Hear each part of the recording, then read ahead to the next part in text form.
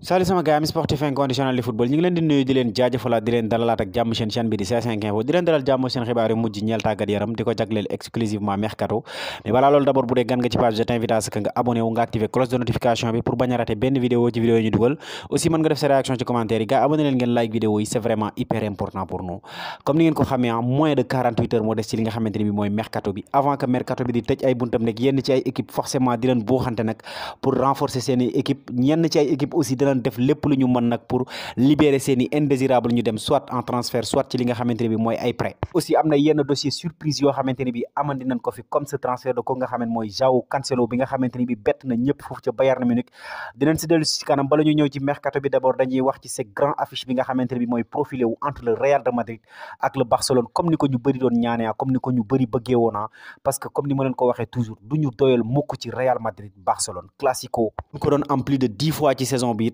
du tax ñu doyal ci donc nag tirage au sort demi-finale coupe du roi bi tey ji gratifié nañ encore une fois de ce belle affiche nara am nag diggante Real Madrid ak waa FC Barcelone ca demi-finale ba premier match bi nag war a am le 1er mars foofu ca Santiago Bernabéu donc deuxième match bi nara am nag le 19 mars ca stade Camp Nou kan ci ñaari équipe bi nag moo gën a taxaw selon yéen pour remporter li nga xam ne mooy demi-finale ba pour qualifier ca finale ba parce que entre temps aussi des na temps bu bëri donc même bu fekkee nag Real Madrid nekkul ci forme bu exceptionnel jamono ji ñu toll ils ont largement le temps nag pour nag mën a dellusiwaat dans le très haut niveau sans oublier aussi beneen rencontre bi nga xamante ne bii nag moo war a opposer ñaari club yi mais cette fois-ci pour le match retour de li nga xamante ne mooy Liga bi certainement match boobu tamit bu ñëwee dana nekk match bu décisif parce que tamit dana nekk match buy compter trop ci li nga xamante ne bii mooy suite Liga bi moom nag datam jàppagun ko exactement parce que mi ngi war a am entre le 4 le 5 ou le 6 avril bi nga xamante ne bii jëm nañ ci ko mën nañ ne en moins de 2 mois danañ am li nga xamante mooy ñetti classico loolu nag du at bu ne lañ koy mën a am croyez-moi du at bu ne la ñuy am Real Madrid Barça en finale du at bu ne la ñuy mën a am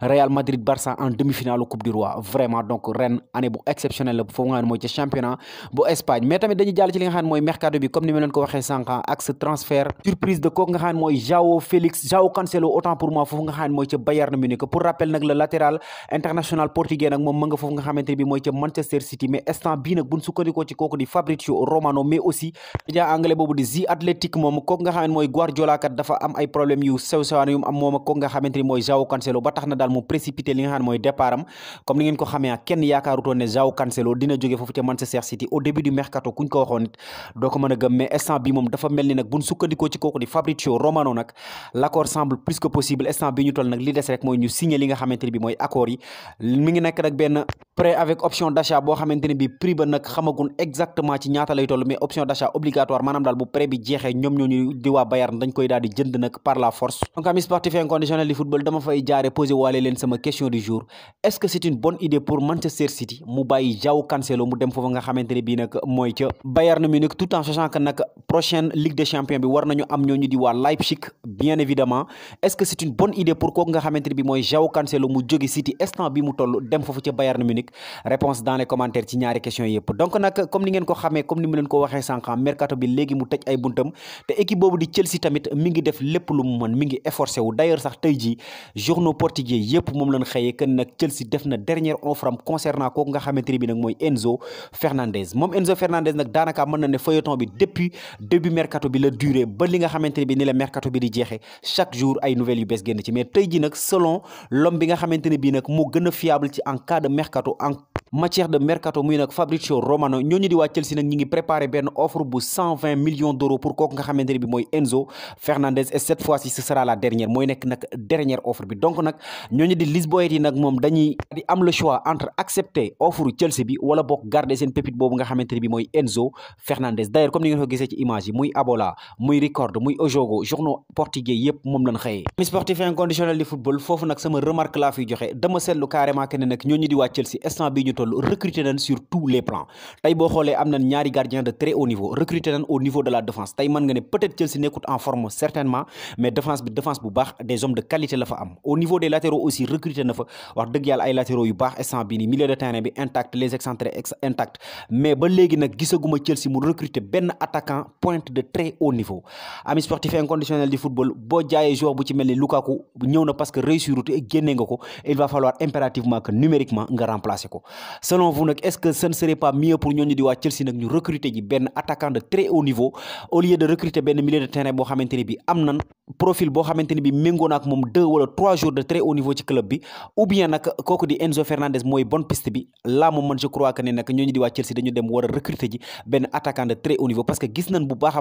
baax que ne nag ci saison yi ñu génn wala boog ci match yi ñu génn yëpp li nga xamante ne bi gën na leen a manqué muy lan muy attaquant de pointe. J'ai l'impression que depuis le départ de kooku di Diego Costa nag moom amaguñ ba léegi benn attaquant boo xamante ne bi c'est de classe mondiale boo xamante ne bi ni moom remplacé na numériquement kooku nga xamante ne bi mooy Diego Costa. Bon en fait loolu sama remarque la rek, sama gis-gis la, sama xalaat la, mais aussi mën ngeen a joxe li nga xamante ne bi mooy seen remarque wala boog seeni xalaat aussi ci commentaire yi. Dañuy accélérer ak ku nga xam ne mooy Pape Alassane Gueye l'international sénégalais may évoluer foofu nga xam ne mooy ca Olympique de Marseille. Comme ni ngeen ko xamee moom tamit depuis début mercato bi nag ñooñu di waa Séville ñi nga ci ginnaawam, surtout seen coach boobu di Jorge Sampaoli moom mi ko yoroon foofu nga xam ne mooy ca Olympique de Marseille kat dafa efforcé wu def lépp lu mu mën nag pour recruter ko. Instant bii ñu toll nag mën na ne presque mën na ne c'est officiel, tuuti rek moo ci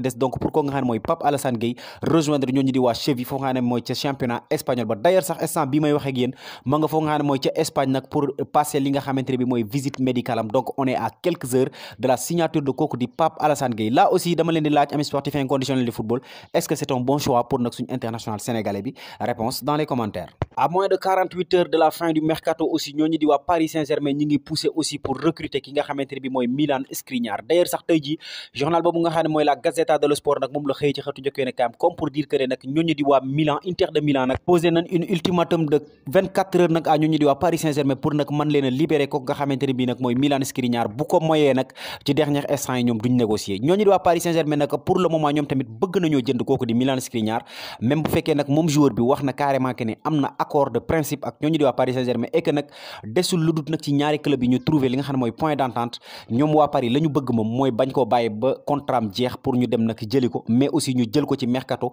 hivernal bii ñu nekk nag pour nag mën a préparer seen match aller nag contre équipe boobu di Bayern Munich.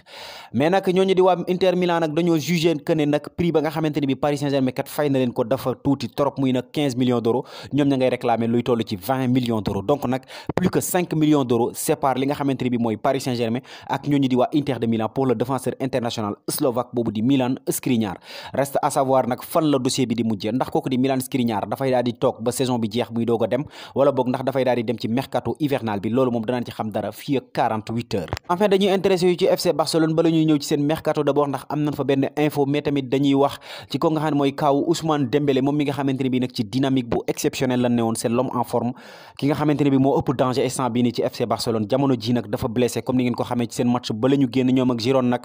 dafa génn par remplaçant par blessure, donc ma nga am benn blessure nag à la cuisse gauche. Loolu nag waral na journal boobu di sport xamle nag carrément que ne club bi ñoom communiqué nañ ne nag il sera absent au moins 5 semaines, maanaam daal juróomi semaine lay toog yoo xamante ne bi moom Ousmane Dembélé ba moytu du duggati ci li nga xamante ne bi mooy terrain ba. Donc nag c'est vraiment dommage pour ñooñu di waa FC Barcelone. En parlant de FC Barcelone fa la ñuy jeexale ak journal boobu di sport tey ji nag dafa fësal benn page comme pour dire que ne ñooñu di waa FC Barcelone nag ba tey nag bàyyeeguñu la piste boobu nga xamante ne bi mooy João Félix. Moom João Félix nag comme ni ngeen ko xamee foofu ci Atlético de Madrid la ne, mais instant bi nag dañ ko prêter foofu ca Chelsea sans option d'achat, maanaam daal dañ koy prêter avec benn prêt payant boo xamante ne bi ñooñu di waa Chelsea ñoo ko fay waa Atlético Madrid pour mu jouer leen nag ba saison bi jeex, après ñu delloo ko ñooñu di waa Atlético de Madrid. Comme pour préciser nag journal boobu di sport moom dafa xamle carrément que ne ñooñu di waa Barça kat dañu profité wu ci deal bi nga xamante ne bi amoon nañ ko, surtout ci dossier ko nga xamante ne bi nag mooy Memphis Depay ak waa Atlético de Madrid nag pour mën a négocier transfert définitif ko nga xamante ne bi nag mooy nag João Félix l'international portugais. Mais li compliqué mbir mi nag mooy que ne avant que João Félix di